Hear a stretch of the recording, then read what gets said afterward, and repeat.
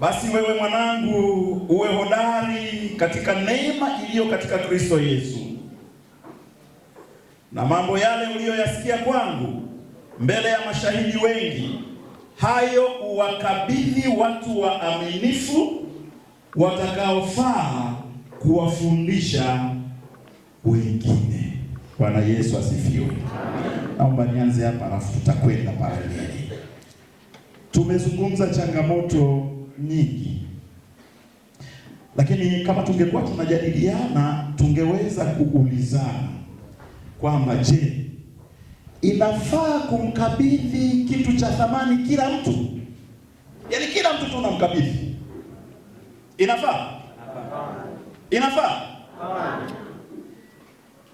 Unaona, hata neno la Mungu ni kitu cha thamani sana. Hili neno ni taa. Hili neno ni mwanga katika njia yetu, manake ndio linatuonyesha njia. Hata hilo kwa mujibu wa Paulo, hata hilo kwa mujibu wa maelekezo ya neno tunalolisikia, sio vizuri kumkabidhi kila mtu. Ndiyo, sio vizuri. Kwa nini? Angalia Paulo anachosema. Angalia Paulo anachosema. Basi wewe mwanangu, kwanza uwe hodari katika neema iliyo katika Kristo. Manake wanaotakiwa kukabidhiwa ni watu hodari, ni watu wenye nguvu, ni watu ambao watakwenda kweli kukitumia kile ambacho wamekabidhiwa. Kumbuka hata Yesu aliwahi waambia watu, angalieni msitupe lulu zenu mbele ya nguruwe, maana watazirarua. Alikuwa anazungumza nini? Alikuwa anaongelea nini? Kwa hiyo wahitimu wetu mumeelekezwa, mumefundishwa neno zuri kabisa la Mungu. Na kama nilikuwa nasikia vizuri, aliyekuwa mkuu wetu wa chuo mstaafu amesisitiza jambo hili kwa maneno aliyotumia kusisitiza kwamba, ndugu zangu, tuangalie sana tuliyopita hapa, tuangalie sana. Kwenye miaka hii ya karibu nimepata shida sana kwenye makanisa yetu.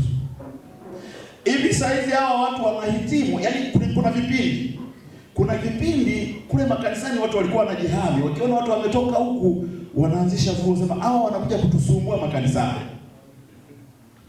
Siku hizi imegeuka, wanaotoka Bible school wenyewe wanaanzisha fujo huko na. Lakini haya ndio mliojifunza kweli? Huo ndio uhodari kweli? Wewe mwanangu, uwe hodari katika neema iliyo wapi? Katika Kristo.